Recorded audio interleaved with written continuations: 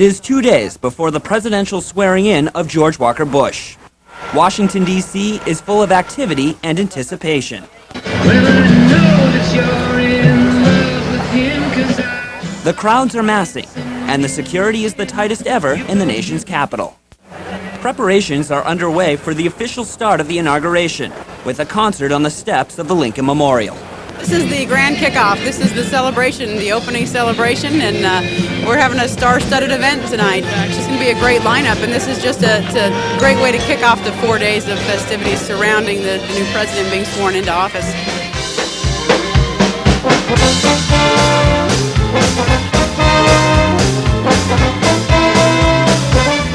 They are sparing no expense, but one aspect of the program they cannot control is the bad weather. The nasty weather, it may diminish turnout a little bit, but I think overall most people will enjoy it. Now, why are you all here? To support George W., of course. So I can guess you're all Republicans? Oh, yeah. Oh, yes. Major Republicans here.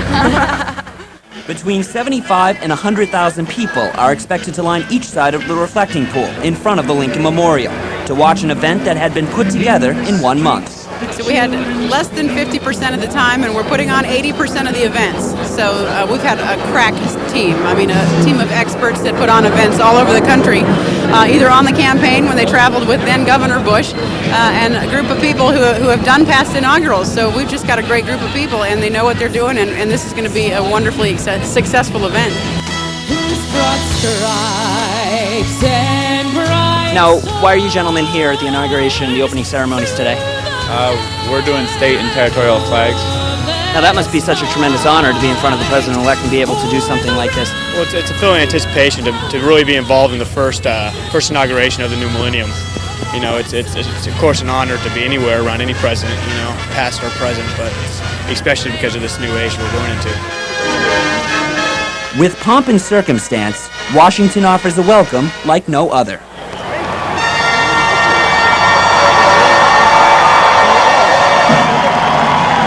Ladies and gentlemen, the President-elect of the United States and Mrs. Bush, accompanied by the Vice President-elect and Mrs. Cheney.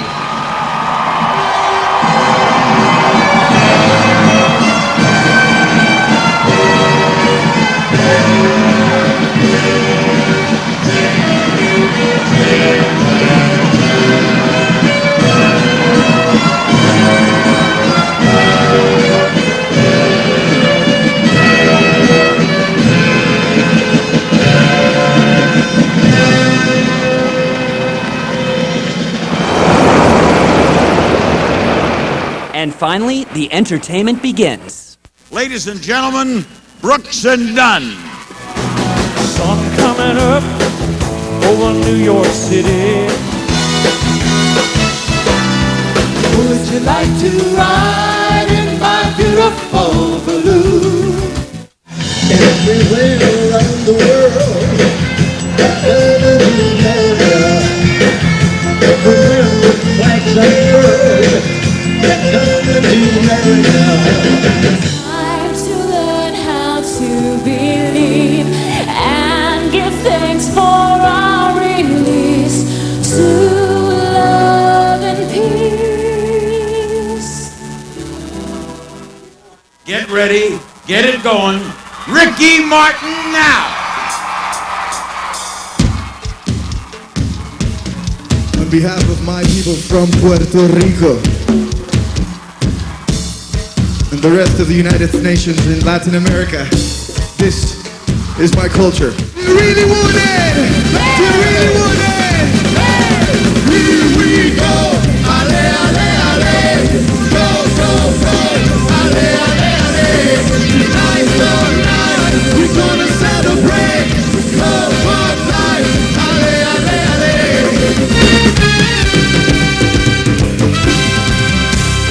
Mr. President, can you join me on stage, please? Let's go on stage. Let's give a big applause. And the entire family as well. Come on. Let's give a big applause to the United States. Come on.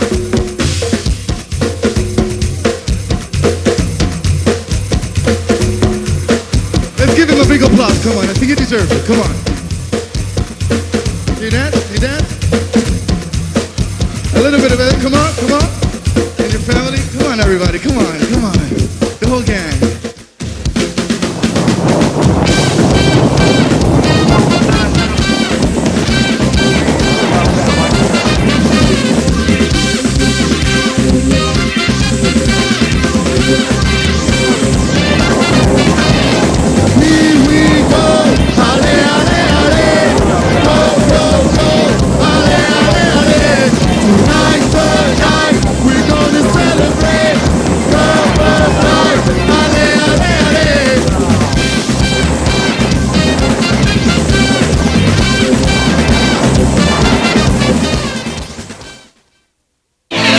these rats were playing in the woods. Well, it's a matches and that's no good. Listen to smoke before you give it a try. Only you. Don't play with matches, don't play with fire. Cause there's nothing very funny about nothing very nice on a homeless mind. So if a gorgeous force is what you desire, don't play with matches, don't play with fire. Only you can prevent forest fires. Fire. Today's teenagers, the way people talk, you'd think they can't do anything right. It's just not so. We get to know over 300,000 kids a year, smart kids, who know what they want. They believe in themselves, and they believe in America. Some go straight to college. Others choose to learn leadership, discipline, courage, and commitment first with us. Today's military, making a stronger America, one good kid at a time. When you buy disposable, overpackaged products for your home, you're really saying, fine with depleting natural resources, pollute our air and water, energy, waste it. People tell you, hey, go for less packaging. Check out reusables. Buy stuff in bulk. Well, you tell them, no thanks. I'd rather throw it all away. Buy smart, waste less, save more. Hi, I'm Jeff Fox from News Channel 8, and I have a confession to make. Everything I know about broadcasting,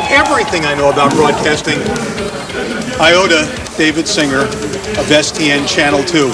And quite honestly, the only reason that we're keeping him in college, and there's a chance you'll get some incompletes you don't know about right now, is that he won't be on the job market trying to push me out of a job. Watch the impact we make here on Channel 2.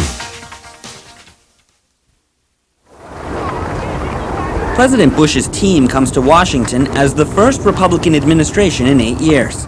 He takes over a White House that most Democrats are certain he didn't even win. Congress is virtually tied in every way, and leaders on the Hill are excited, if not anxious, about the 4 years ahead. I think what Governor Bush learned in Texas was that you can cover a lot of ground of difference by just working on relationships. Relationships between the party lines have suffered a great deal, with members of both parties still bitter over scandals, policies, and their approach to government. When a new president takes over, especially that of a new party, the attitude in Washington's establishment changes overnight. Lots of different emotions. There are some members who are probably profoundly disappointed.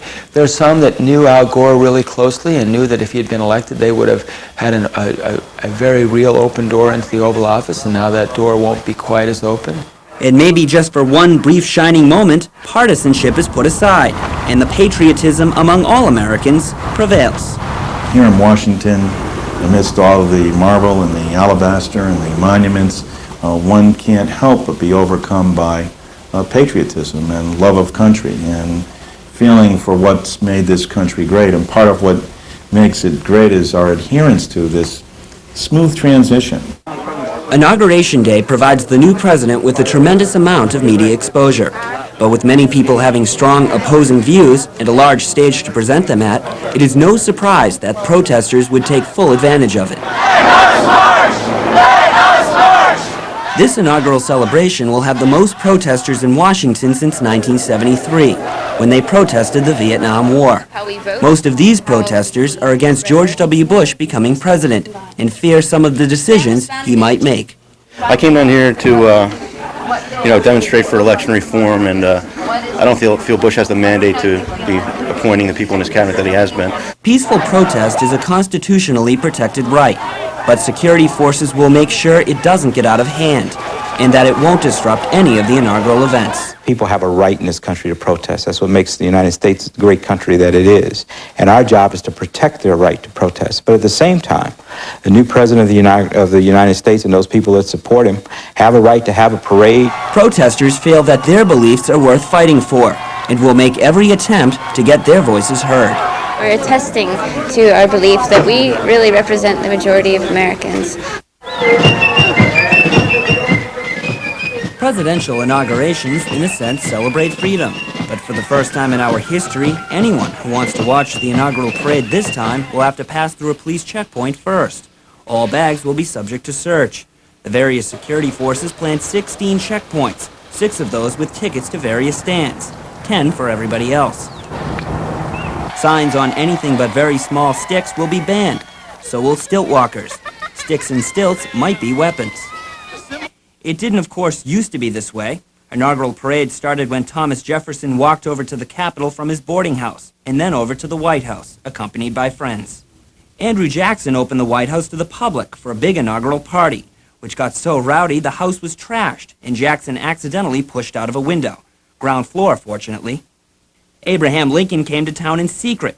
It was on the eve of the Civil War, but his inauguration was public. Richard Nixon had perhaps the most demonstrators, between 25 and 100,000, police said, and a few stones and tomatoes did bounce off limos in the parade, though the protesters were more anti-Vietnam than anti-Nixon. Jimmy Carter in 1977, to symbolize the end of what some called the imperial presidency, walked the parade route, which must have driven the Secret Service crazy, but which was in fact popular and peaceful. We wanted to begin the first day of this administration, the first full day, opening the White House to the people who sent us here. Bill Clinton opened the White House to the public the day after his inauguration, 2,500 lottery winners, but some who just showed up too. It was also Clinton who ordered Pennsylvania Avenue closed to vehicles after the Oklahoma City bombing. Now there are more restrictions. Lafayette Park across from the White House is already closed to pedestrians, and other fences are up in the area. It's hard to argue with security people. We have information we can't share, they say, if you knew what we knew, and so on. Back in 1968, Eugene McCarthy said if he won, he'd tear down the iron fence around the White House and hold poetry readings on the lawn. Of course, he never got elected.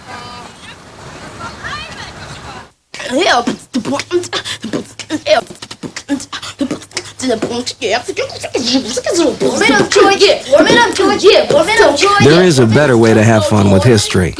Visit americaslibrary.gov. Log on, play around, learn something.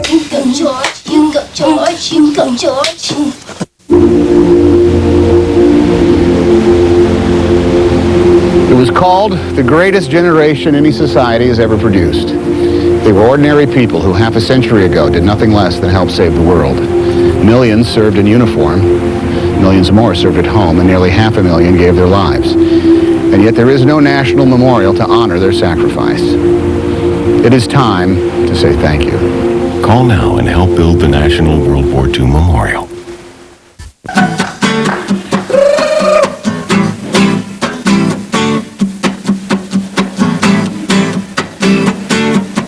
STM2 Friday live at 4. It's STM2 Friday live at 4.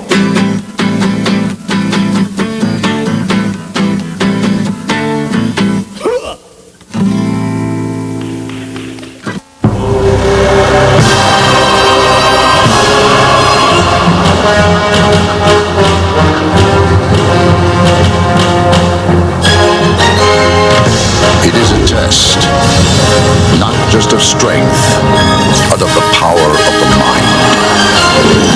And if you complete the journey, you will be changed forever.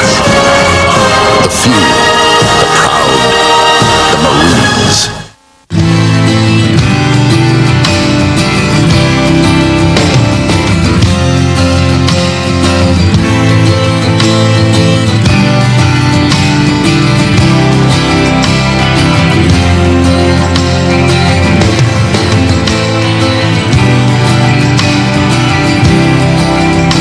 What should you do to stop a friend from driving drunk? Whatever you have to.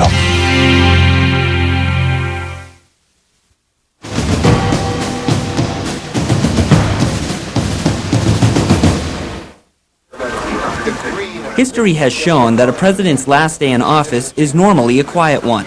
But if history has proven anything, it is that Bill Clinton was not like any other president. NBC News getting word from sources at Special Counsel Robert Ray's office that there has been a deal struck, could be announced as late as this afternoon. The deal is that there would be no indictment of President Clinton. In exchange, though, he would have to issue a statement saying he misled the public regarding the Monica Lewinsky affair. All this was coming to a head at literally the last hours of the Clinton administration. The press corps was handed a bombshell. News was announced that the president had struck a deal with special prosecutors investigating him. He admitted he had perjured himself in the Paula Jones sexual harassment deposition. In exchange, he was not to be prosecuted after he left office. White House Press Secretary Jake Seward spoke on behalf of the president. I hope my actions today will help bring closure and finality to these matters. The special prosecutor, Robert Ray. This matter is now concluded.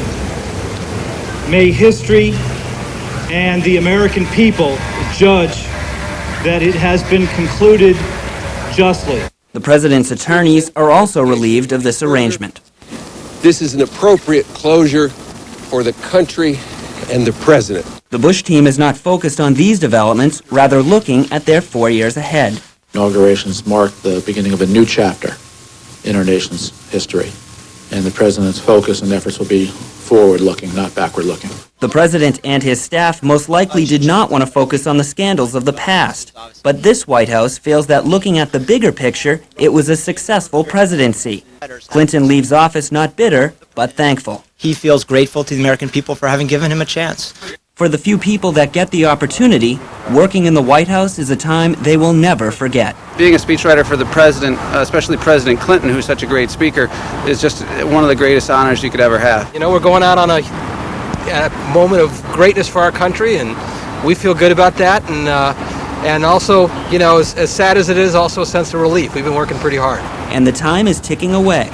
President and Mrs. Clinton spend their final night in the White House quietly. But just a few yards away, preparations continue through the night on the presidential platform and parade reviewing stands. George W. Bush is staying in the Blair House across the street.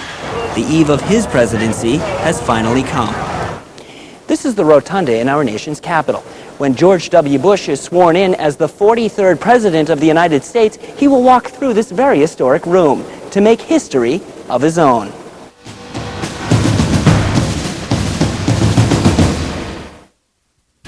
You chose to try to beat the train. This is the next 60 seconds of your life. Please slow down, y'all stop! Just stop, no! Come on, we can't take that train! All right, we got it. Stop! We can wait for the bus! Stop!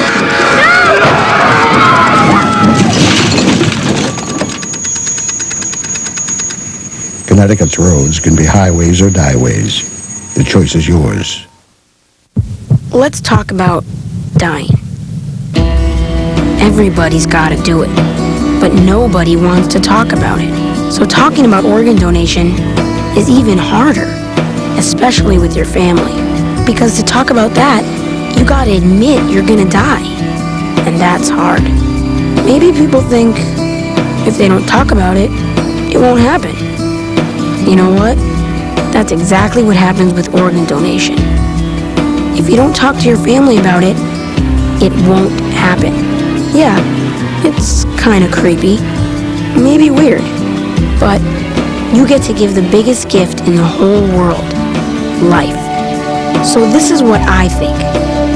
Organ donation is not about dying. It's about living. Talk to your family about living. Talk to your family about donating life.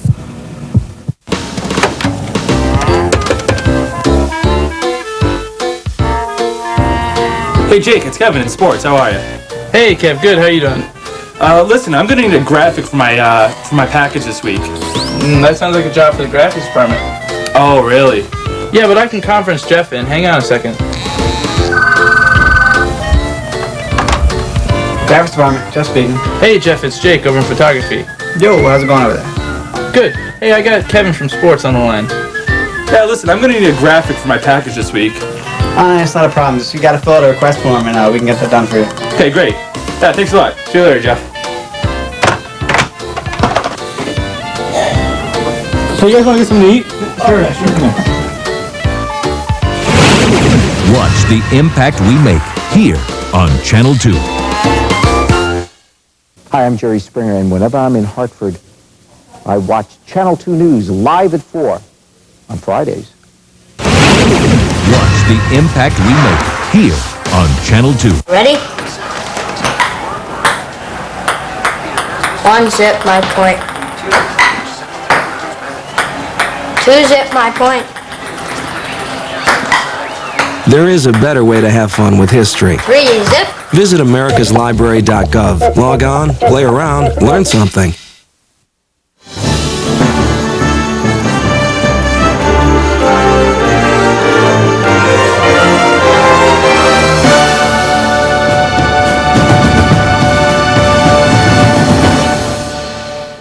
The swearing-in ceremony is the most important part of the inaugural celebration. It is with a simple 30-second oath that the United States Constitution will recognize the new president. Today, George W. Bush will become the 43rd person to assume this power. In the past 12 hours, major rainstorms moved into the D.C. area. Organizers were even contemplating having the ceremony outdoors. Ground conditions were muddy. But it didn't stop the outdoor ceremony, and it definitely didn't stop the crowds. They started arriving as early as 7 in the morning, 5 hours before the swearing-in. It's an all-American affair, like football or baseball.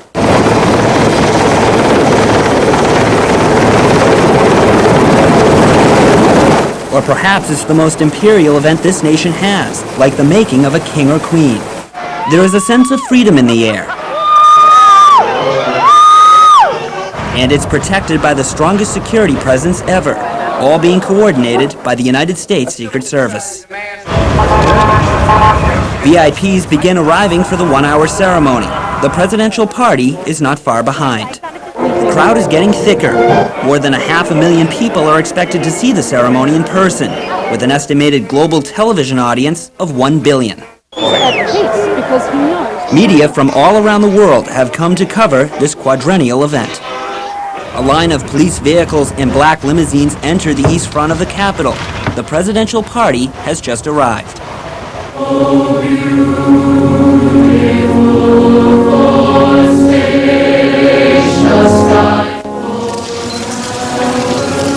With one man remembering what was, another man contemplates what might have been. Bill Clinton and Al Gore arrive. And then Dick Cheney takes the oath to become the vice president. Well and faithfully discharge the duties of the office on which I am about to enter. The duties of the office on which I am about to enter. So help me God. So help me God. Congratulations.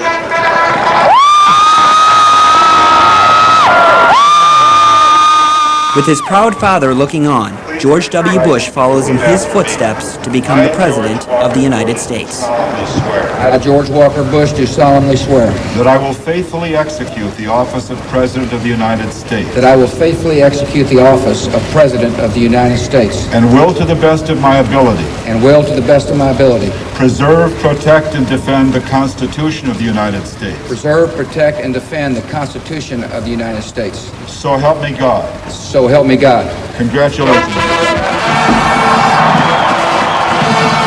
The inaugural address is when the president begins to lay out his agenda for the next 4 years. Civility is not a tactic or a sentiment. It is the determined choice of trust over cynicism, of community over chaos. And this commitment, if we keep it, is a way to shared accomplishment. We must show courage in a time of blessing by confronting problems instead of passing them on to future generations.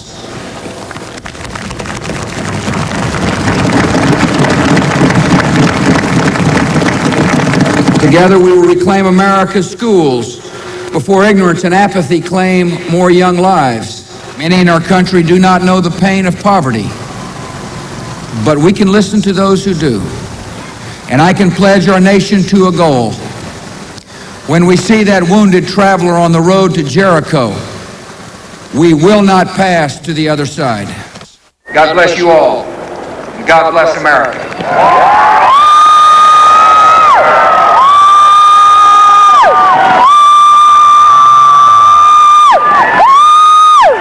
And and the transition of power is complete. The former vice president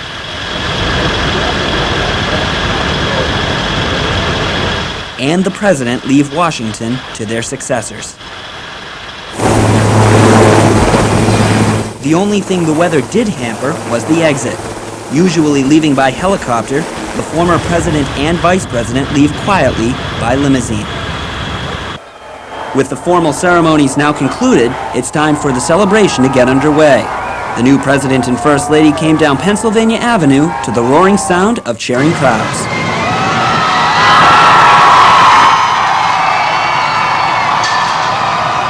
And following in the steps of most of our recent presidents, he got out of his car to greet his supporters in person.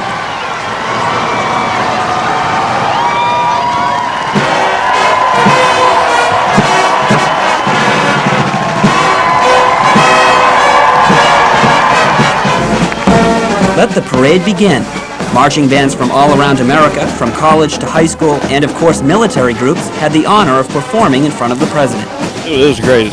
No, I've never had an experience like walking past the reviewing stand, looking up and seeing the president and his father. And like all states, Connecticut had representatives at the parade, including the Trumbull High School marching band. What was the feeling when you went through the past the reviewing stand with the president yesterday? Well, I didn't exactly know we were in front of the reviewing stand, so I kind of missed it. So afterwards, I was a little disappointed, but if I had known, I'm sure I would have been excited. How did you miss it? I just assumed it was one of the other, smaller reviewing stands, and I felt like an idiot afterwards, so. Tonight, the celebration will continue with a number of inaugural balls. 7 years ago, George W. Bush had not even served in elected office. He was a private businessman who supported his father's political ambitions. Tomorrow morning, he will wake up in the private residence of the White House.